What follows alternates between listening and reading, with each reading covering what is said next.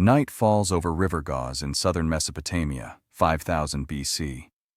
The world of Sumer is not yet a patchwork of cities, but a wetter, wilder cradle. Cicadas whirring beneath somber skies, the air thick with the earthy tang of silt and cane. Human lives here circle the whims of river and marsh. Extended families shelter in huts woven from reed, clustered on islands raised out of the brackish floodplain. Fish nets hang heavy on their drying poles, and the first fields of einkorn and barley curve around muddy shorelines, wrested from the waters one furrow at a time.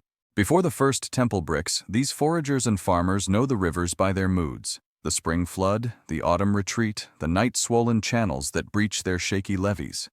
Population remains low, with clusters seldom exceeding hundreds, each small settlement separated by marsh or stony earth, wary of wild boar and the sudden, angry surge of water. The only landmarks are nature's, stands of date palm, the distant rippling haze where salt flats begin. There are no city walls, no kings, no armies, no idols taller than a child. Social order is anchored to family ties and the ritual cycles of fishing, sowing, and weaving. The first burials appear, flexed bodies placed beneath homes, sometimes with beads or a shell knife, marking the stirrings of memory and ancestor reverence. Tools are simple: flint adzes, wooden digging sticks, bone harpoons for the silent hunt in moonlit swamps. For now, Sumer is a land barely tamed, its promise whispered in every channel and reed thicket. The stars wheel overhead as they have for 1,000 forgotten generations, nothing yet carved, nothing yet named. A breath held between flood and dawn, awaiting the age of cities. As the waters recede season after season, permanence roots itself along the riverbanks. 4800 BC. Families band together to clear patches of wild grass, exchanging the hunter's luck for a farmer's planning. The landscape changes. Clustered mat and cane huts huddle beneath woven roofs, and the smoke of newly lit hearths spirals up through dawn haze. These tight-knit villages push back the reeds, cut into mudflats, and pile up rough embankments to guard against surprise floods. Gradually, true settlement grids appear. Canals are hand-dug to redirect river flows, some stretching nearly a kilometer, transforming fickle channels into dependable lifelines. The population grows. A village like Tel El Uweli might house 300 souls, while the larger Eridu edges toward 2,000, each settlement a beacon of labor in the marshy void.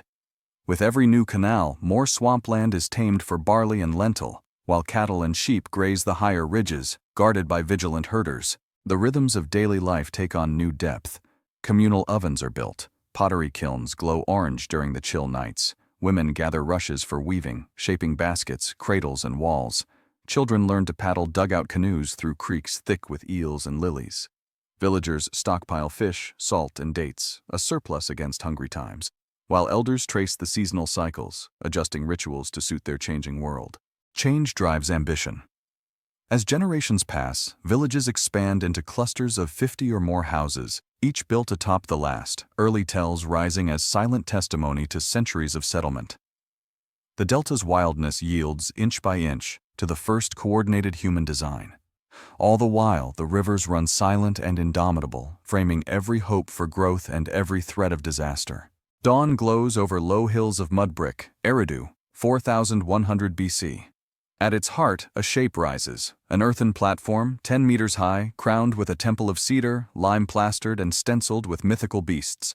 The House of En, as local tradition names it, embodies a new idea: that divine power belongs not only to nature's wild, but to places raised by human hands and to those who command their building. This era marks the ascent of monumental labor. At Eridu, over 400,000 mud bricks form the first multi-staged platform, built layer by layer as generations continue to devote their energy and faith. The priests, hereditary leaders known as En, marshal hundreds, perhaps thousands, in organized work crews. Tools evolve: clay molds for bricks, copper adzes for wood, rope and lever systems to move earth and stone. Each stage of construction is ritually blessed. Feasts and offerings follow every major completion. Neighboring sites, such as Uruk and Nippur, echo this transformation. By 3800 BC, the skyline boasts temple platforms visible from kilometers away. Some temples spread over 280 square meters. Painted cones, stuck point first into fresh mud, glitter in sunlight. Symbols of order imposed on the wild. Underneath, priests store offerings of grain, fish, and oil, their stockpiles kept as sacred surplus. Ordinary villagers may never enter these holy places, but their labor is woven into every brick and ornament. This House of En is more than a shrine. It is a statement of power and resource, a social magnet that draws in visitors, trade, and tribute. In its shadow, administration germinates, storerooms fill, overseers note deliveries, and the first glimmers of bureaucracy flicker into life. Sumer's heart beats here now, not only in the marsh but in the rising stone, where gods and humans forge their first great partnership. In the golden light of a Sumerian breakfast, farmers lean over glistening canal banks, 4000 BC. From horizon to horizon, the marshy floodplain is etched with new lines. Irrigation ditches, some over 3 meters wide, snake across the earth in a deliberate grid. With hand-woven baskets and bronze-tipped shovels, work crews pile mud into embankments, finally taming the unpredictable rivers. The labor pays off. Each major canal draws its share of Euphrates or Tigris water, threading through village fields and temple precincts, maintaining steady moisture even during the heat of late July. Where once rainfall barely supported wild barley, the new irrigation now doubles and sometimes triples harvests. A single hectare yields up to 3,000 kilograms of grain, enough to sustain dozens. Boulders and fired clay line important channels, reducing seepage and marking status. The best fields claim canal frontage as a birthright. Village after village is reshaped. Newly reclaimed land expands settlement cores, tightening the spiral of growth, risk, and reward. Herds of oxen and donkey teams trample embankments into steadier walls. Fish-rich canal pools harbor both food and dangerous parasites, a double-edged gift from the waters. Administrative records, pecked into soft clay, track each field's use, every farmer's debt, every bushel owed to the temple. By 3800 BC, Sumer is no longer a patchwork of accidental clearings, but a landscape written in water and willpower. The region's population may exceed 20,000 across dozens of organized clusters, bound together by the shifting lattice of their own ingenuity. In the hush of dawn, the muted splash of a wooden shovel or the rush of diverted water signals Sumer's new destiny. The rivers themselves bent, if only briefly, to human command. In a reed-lit storeroom near Uruk, 3400 BC, an elderly scribe contemplates the world's first true record. Armed with a stylus cut from river reed, he presses careful imprints into a pad of wet clay, triangles, wedges, and lines arranged in strict rows. He is not writing stories. He is tallying grain rations for the temple, marking debts owed by shepherds and bakers, inventing, stroke by stroke, the earliest known writing system. This proto-cuneiform marks a tipping point. The pace of urban life now demands memory sharper than human minds. Harvests from 200 fields, taxes from hundreds of herders, wages for thousands of laborers. Early pictographs, simple drawings for sheep, barley, fish, quickly multiply into over 700 distinct symbols. Each is abstracted for speed and accuracy. A bowl for ration, a head for worker, a jar for oil. Clay tablets, palm-sized and portable, pack storerooms by the hundreds. Soon this system moves beyond lists. Priests and officials adapt it for contracts, prayers, and boundary markers.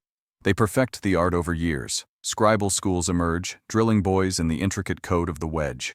By 3300 BC, Uruk's granaries and treasuries depend entirely on these clay archives. Errors bring fines, and a carved cylinder seal serves as a signature, rolling a name and image across the tablet face. The implications are vast. At least 4 major cities adopt writing in 2 generations, and the skill of literacy is jealously guarded by an emerging scribal class. Even the right to read becomes a sign of authority. Temple, farm, and market woven inseparably through the neat, ancient rows of clay, still wet with the river's memory. Beneath the desert sun, Uruk surges into the first true metropolis, c. 3300 BC. The city sprawls in all directions, its core wrapped in a gleaming wall nearly 9 kilometers long and 10 meters thick, made from the labors of generations. Within, rivers of people flow. Over 40,000 inhabitants, brickmakers, fishers, priests, and traders, each sustaining the world's largest city of its age. The relentless growth is a marvel of human ambition. Outside the White Temple, which crowns a massive platform, laborers fire 1 million mud bricks a month. The city's brick kilns run day and night, churning out the raw material of expansion. Storage yards groan under the weight of barley, date wine, and animal hides hauled in from hundreds of satellite hamlets. Uruk's influence radiates for dozens of kilometers. Grain, reeds, and surplus livestock flow toward the city, while traders dispatch copper, obsidian, and lapis to distant cultures. Uruk's social fabric is woven tight by both necessity and belief. The Inanna district, dedicated to the goddess Inanna, flashes with sculpted facades and painted cones, its processional avenues thronged during feast days. Each neighborhood hums with distinct activity. Potters shaping jars, scribes etching contracts, brewers boiling the city's famous beer in clay vats. The city is mapped by avenue and courtyard, relentless and alive, with new building projects always rising. Uruk's reach is not just economic. Its models of administration, ritual, and artistry ripple out. Like spokes from a hub, they set the cultural template for every later Sumerian city. By 3200 BC, Uruk stands as a monument to what people, harnessed in vast numbers, can achieve, its skyline visible across the plain, its temples gleaming above the flat horizon, a shimmering promise to those who would follow. Twin fires smolder as dusk settles on Ur's precinct walls, 3100 BC. Here, in a world newly shaped by hierarchy, the first Sumerian kings, known as Ensi, emerge, blurring the line between divine ritual and earthly authority.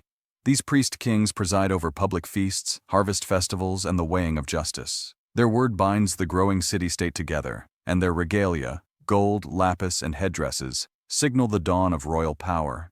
The Ensi controls the land and its wealth. He directs the distribution of irrigated fields, assigns temple staff, and metes out grain or land according to rank and loyalty, backed always by ritual and decree.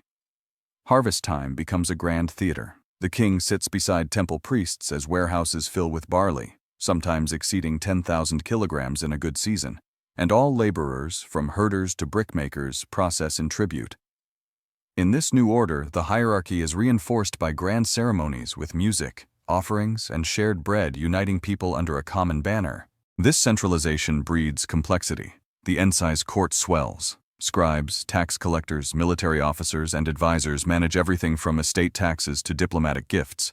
Royal decrees are sealed on clay tablets, their authenticity impressed with distinctive palace signatures. Royal authority is mirrored in city iconography too. Carved stone stelae appear, declaring victories or divine favor, and temples expand further under kingly oversight. The rise of the Ensi turned Sumerian cities into engines of organization, each city-state newly conscious of itself as both a sacred and political entity. Around 3000 BC, this leadership pattern spreads from Uruk to Ur, Kish, and Lagash, foreshadowing centuries of kingship and competition etched into the brick and legend of the fertile plain. Dawn mist clings to the reeds as spearmen muster outside Lagash's gates, c. 2500 BC. The Sumerian plain, once a patchwork of peaceful villages, now bristles with competing city-states, each jealously guarding its water rights, trade routes, and honor. Rival banners flutter above militia, Lagash, Kish. Each city trains its own force, drilling lines of shielded infantry armed with copper-tipped spears and wooden axes. The reasons for war are as old as irrigation itself. Canals are lifelines, and a single upstream dam can starve fields downstream. In this era, armies rarely exceed a few thousand men, drawn mostly from the town's able-bodied freemen, sometimes just for the harvest season. Battles are close and brutal. Dozens, sometimes hundreds of casualties per clash, most recorded only in terse, victorious inscriptions. Stelae, carved from stone and planted at newly seized borders, mark the shifting fortunes of battle. The famous stele of the vultures tells of Lagash's triumph, showing rows of enemies cut down or marched in fetters. War brings changes beyond bloodshed. Victorious leaders seize defeated fields, redrawing canal maps. The conquered pay heavy grain tributes to their new overlords. The first known war treaties are hammered out, inscribed in clay and overseen by priests invoking the city gods as witnesses. Or sometimes, destroyed fields are left fallow and populous districts depopulate, their survivors folded into victorious towns. By 2450 BC, most major Sumerian cities, Lagash, Kish, are ringed by walls, their populations wary and proud, their archives bulging with records of battle and negotiation. The once open plain is now a chessboard of city-state ambition, each power forever watching both neighbor and river, sword at the ready. Midday bells toll through crowded lanes of Nippur, the sacred city. Every household in Sumer waits on its gods.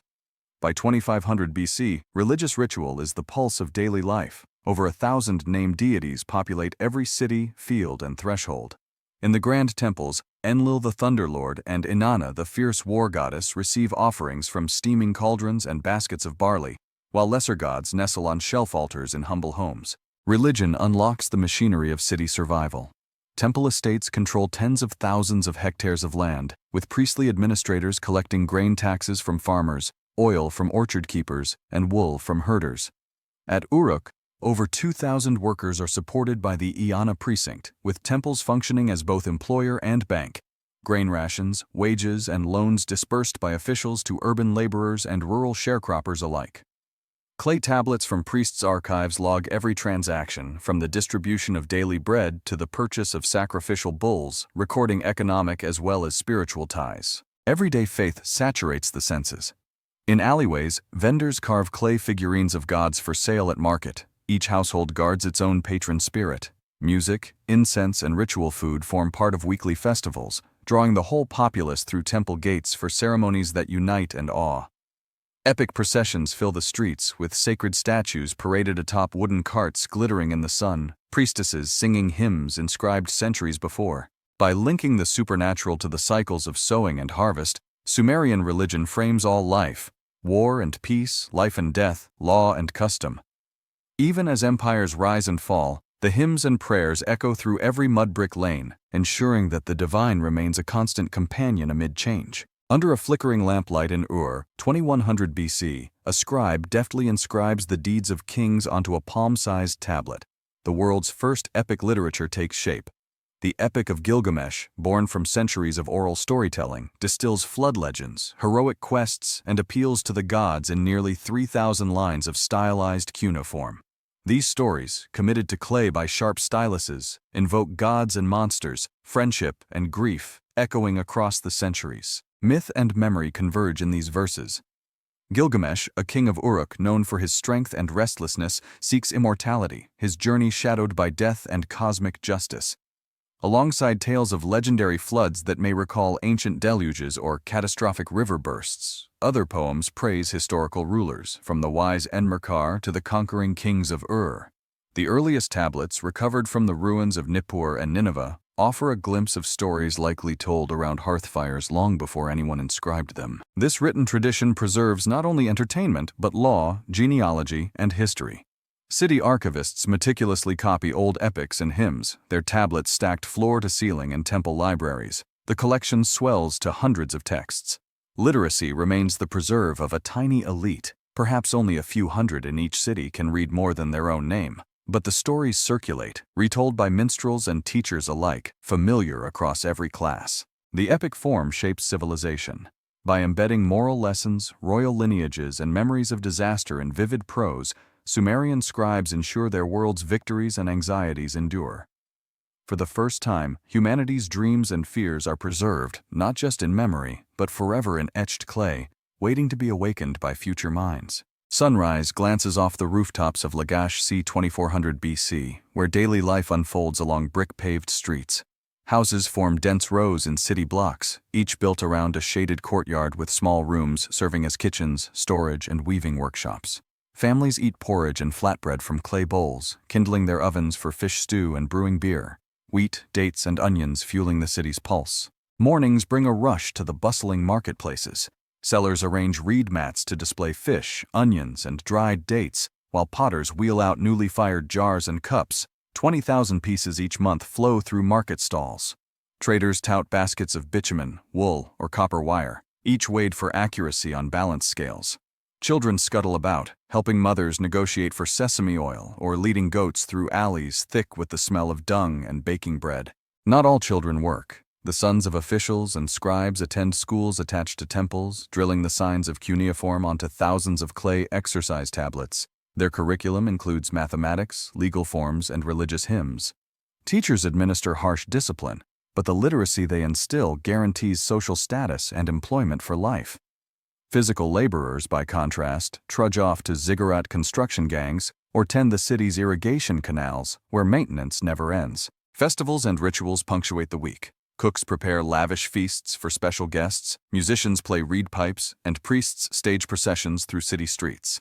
In Lagash, as in every great Sumerian city, the rhythms of home, market, and temple shape a world both intimate and intensely communal, a living mosaic recorded in clay, colored by thousands of voices rising with the dawn. Late afternoon sun gilds the caravan yard outside Ur as donkey caravans load up for distant markets. By 2400 BC, Sumer is the nerve center of ancient trade. Artisans fill storerooms with copper blades, lapis beads, shell inlays, and dyed woolen cloth, all meticulously inventoried on cuneiform tablets stamped with personal and merchant seals. From the city wharves, ships laden with grain and wool nudge down the Euphrates, while donkey trains jingle west toward the sands of Syria and north into Anatolia.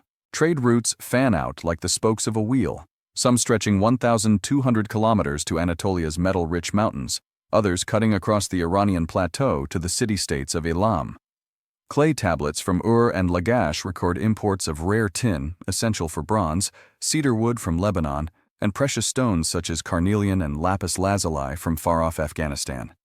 Each shipment, whether 20 copper ingots or 50 jars of luxury oil, bears a marked cylinder seal, rolled onto clay for identification and legal protection.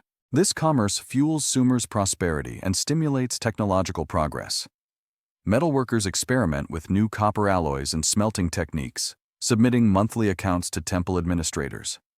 Commercial agents, often traveling for months, bring back news, foreign languages, and even exotic goods such as ostrich eggs or perfume resins. The record keepers track transactions diligently. In 2350 BC alone, Lagash's central archive swells by over 6,000 trade tablets. Markets themselves become mini international fairs, especially during major festivals, attracting merchants from cities as distant as Susa and Byblos.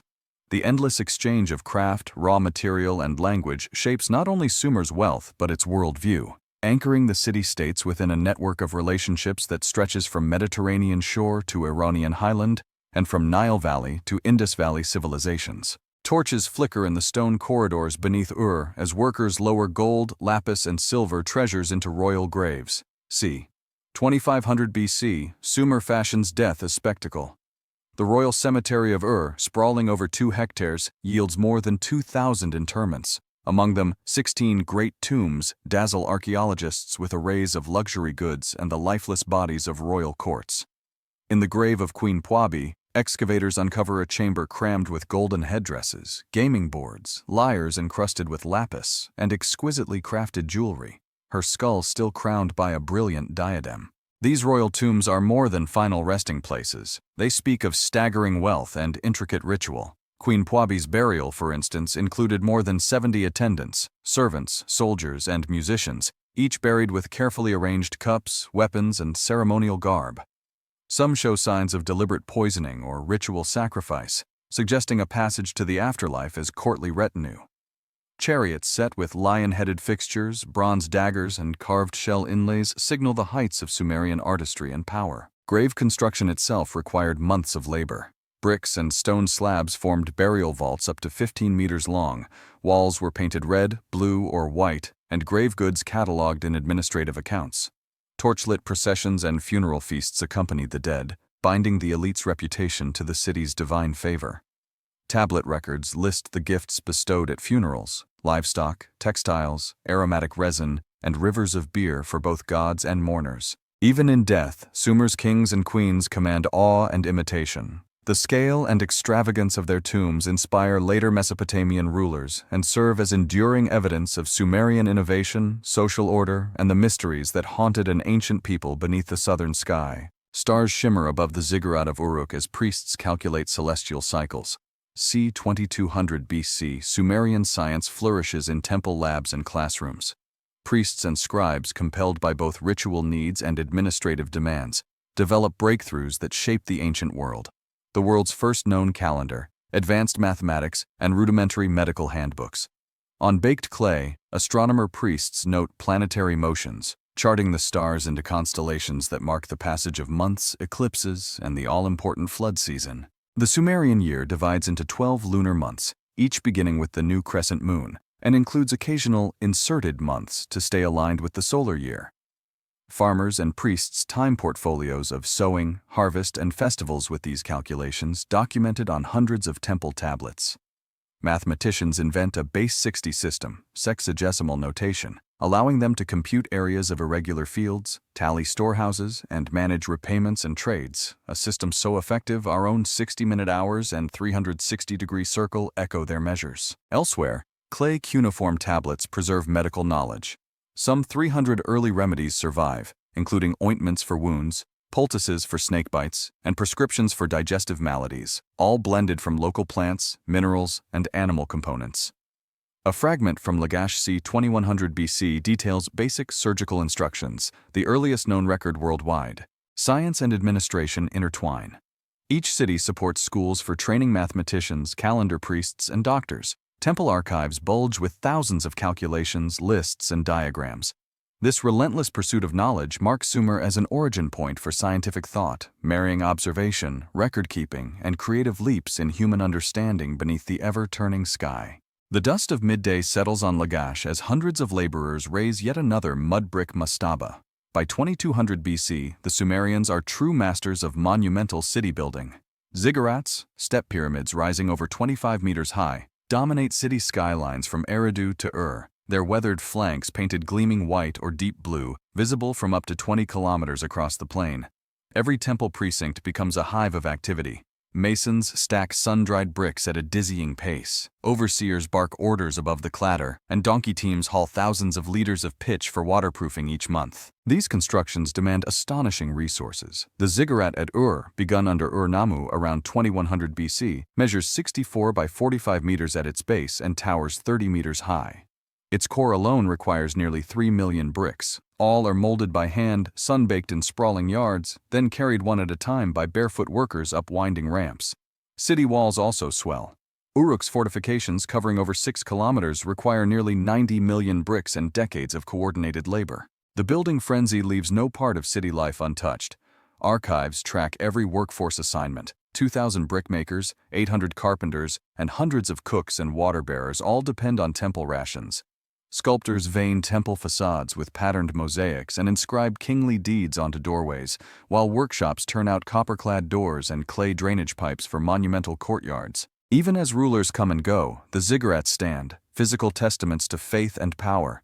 They serve as stairways to the heavens, places for festivals and offerings, symbols of unity in a world riven by city-state rivalry. Their scale inspires future empires, ensuring that despite shifting fortunes, the skyline above the Euphrates remains unmistakably Sumerian. Early morning breezes stir the embroidered veil of a priestess standing before Ishtar's altar in 2400 BC. In the temple and marketplace alike, Sumerian women wield influence unmatched in much of the ancient world. In clay records and tomb relics, their power and presence are unmistakable. Priestesses govern temple estates, control food reserves, direct staff, and even arbitrate disputes on temple lands, exercising authority parallel to Sumerian kings and administrators. Economic life brims with female enterprise. Many women own property in their own right, documented in hundreds of clay contracts. Some lease grazing fields to herders, others inherit breweries or textile shops, and a handful operate their own taverns, supplying beer by the barrel to city laborers and festival crowds. Cylinder seals and legal tablets from Lagash and show female entrepreneurs arranging transport, hiring workers, and resolving market disputes with their personal signatures rolled in clay. Queen Pwabi herself, buried lavishly at epitomizes the reach of female prestige. Her golden headdress and personal seal are symbols of both religious and economic stature. Women's social roles are shaped by custom and law. Elite girls attend temple scribal schools. Their curriculum includes literacy and music, preparing them for prestigious priestess offices. Others work at looms in state-run weaving workshops, producing textiles for export, while midwives, healers, and musicians find respected niches within city society. Legal codes set specific rights for inheritance, divorce, and adopted kin. A Sumerian woman can sue in court, hold witness, and leave property to her children. The city's life flickers with their presence, at festivals, in legal archives, along the reverberating processions of goddess cults. Sumerian society, while patriarchal, grants its women a place in the public sphere, echoing in every ring of their gold bracelets and inked tablet signature. Clouds of dust rise as helmets gleam east of Sippar. By 2334 BC, foreign shadows loom over Sumer's city-states. It is Sargon of Akkad and his disciplined legions, perhaps 5,000 strong, who crash across the river plain, defeating confederations of Sumerian kings and toppling ancient thrones one by one. Akkadian banners soon fly over Uruk, and Lagash. For the first time, the southern marshlands become a subject of imperial ambition, ruled from the north. The Akkadian conquest reshapes political life. Sargon and his heirs install Akkadian governors, conscript Sumerian labor for imperial building projects, and redirect agricultural surpluses northward. Records show Sumer's tribute swelling grain magazines in distant Akkad. The city gods themselves become imperial trophies. Statues and sacred vessels are seized as symbols of domination, and imperial scribes, now writing increasingly in Akkadian, copy Sumerian rituals to legitimize their new overlords. No sooner does Akkad's grip waver, however, than fresh threats descend. Around 2190 BC, bands of Gutian raiders surge out of the Zagros Mountains, pillaging city after city. Known to Sumer as the fanged serpents of the hills, the Gutians dismantle irrigation systems, cause major harvest shortfalls, and break up the administrative machinery painstakingly assembled over centuries. Archaeological layers in cities like Adab and Umma show burned levels, smashed temples, and abandoned quarters as urban populations collapse by half. These twin invasions carve deep scars in Sumerian memory. The old system of city-states is battered and traumatized, yet even in foreign darkness, local kings and priests keep fragments of order alive. Sumer endures, battered but unbroken, its written signs, statues, and rituals preserved for the next era of renewal. Moonlight shimmers across the scaffolded terraces of c. 2100 BC as a battered Sumerian world stages its comeback. Out of Gutian chaos, strong dynasts like Gudea of Lagash and Namu of restore order, revive irrigation, and launch monumental construction unseen in a century. The ziggurat of begun under Namu, soars 30 meters above the plain, its freshly fired bricks bright against the night, symbolizing a renaissance in faith and power. Administrative renewal runs side by side with architectural ambition. The dynasty of the so-called Third Dynasty, reorganizes Sumer's tax systems, standardizing weights, measures, and delegation of local governors. Cuneiform archives from the period balloon with new law codes, accounting tablets, and bilingual Sumerian Akkadian documents.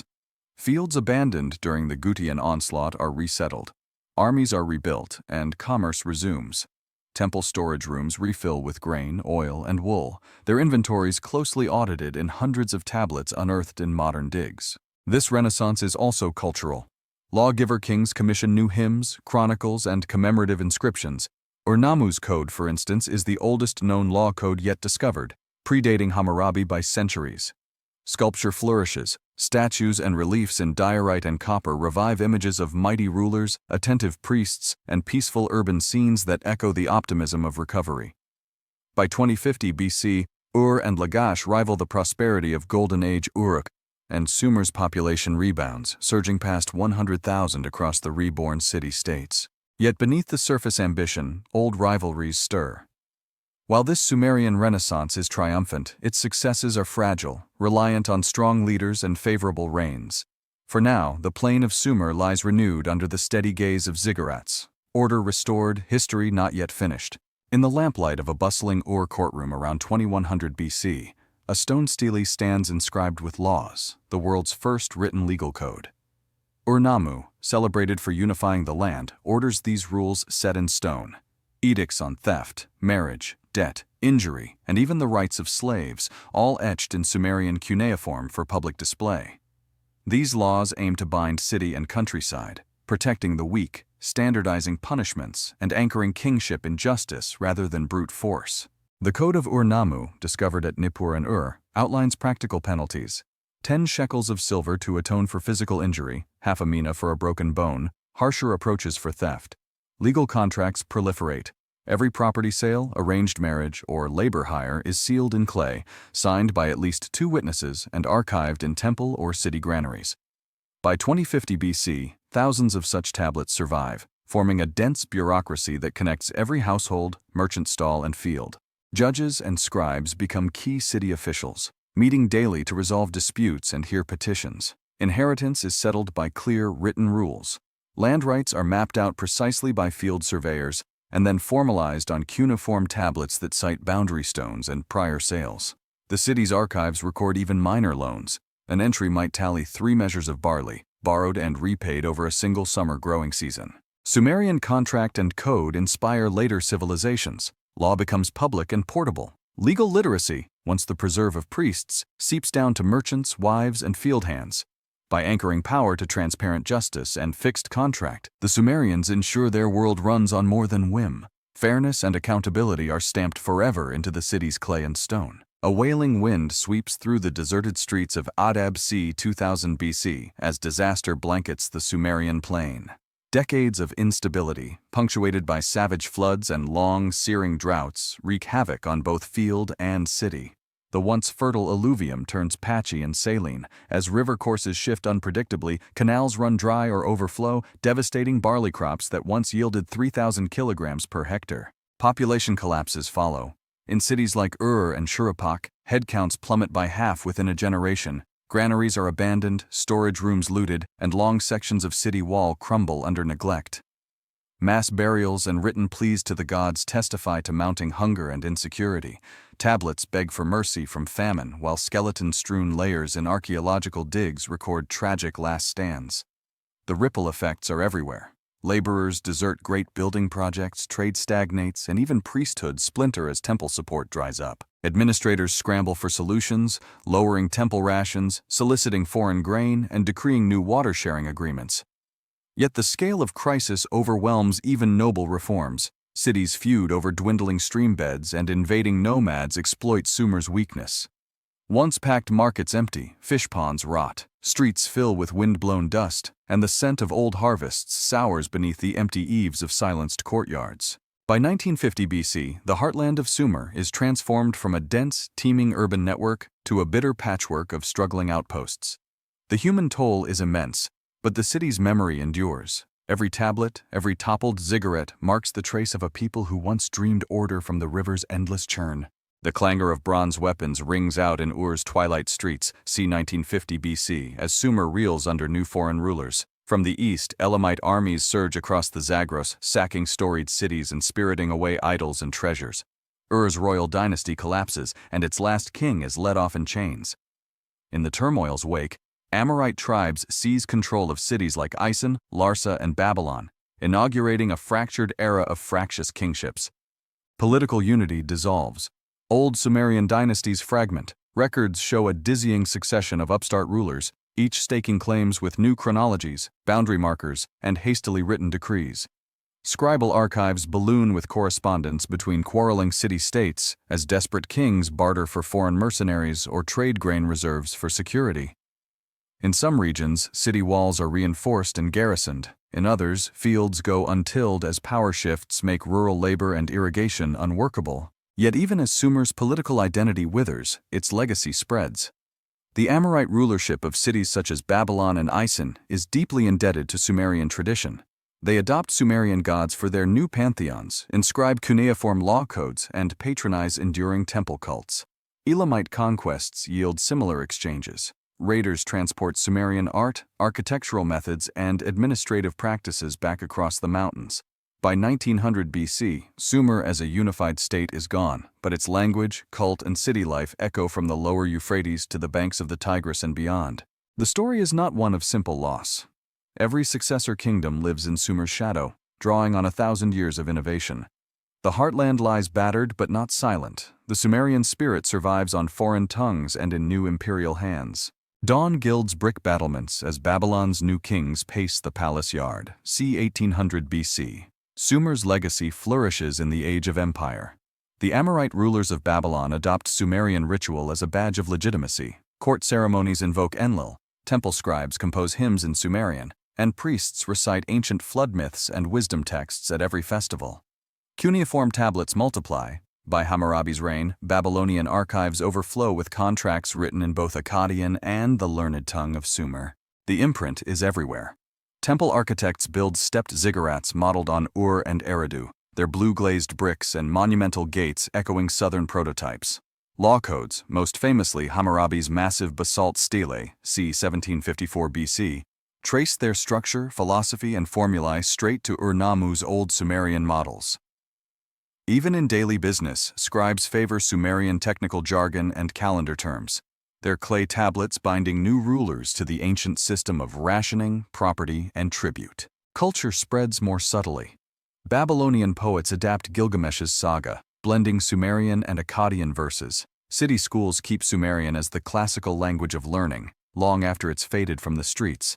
Temple festivals, rituals, and offerings mimic those recorded on Sumerian clay for centuries, keeping gods, procedures, and festive cycles alive in evolving forms. Sumer lives on not just as memory but as structure, its roots tangled in the bedrock of Babylonian politics, law, language, and belief. Between 1800 and 1600 BC, Sumerian tradition is the gold standard of legitimacy, ensuring that the breath of the southern plain drifts north, weaving old wisdom into the tapestry of empire. A scribe's lamp burns late in the schools of Nippur c. 1700 BC as the last generation learned Sumerian by lesson and rote. On the city streets and in markets, Akkadian is now the language of buying, law, and daily life. Sumerian survives chiefly in the hands of priests and scribal students, its grammar and vocabulary memorized line by line. Clay exercise tablets abound. Students practice hymns, king lists, and legal phrases long after the living tongue has faded from common conversation. This linguistic shift unfolds over centuries. As early as 2000 BC, bilingual inscriptions hint at Sumerians' retreat to formality and religion. By 1800, official records at courts from Babylon to Isin appear almost entirely in Akkadian, except for scribal training and sacred purposes. Priestly colleges and temple libraries become the last havens. Hymns and rituals persist in Sumerian, preserving the sacred tongue as a learned tradition. The most recent Sumerian texts, copies of proverbs, myths, and legal forms, date from just after 1700 BC.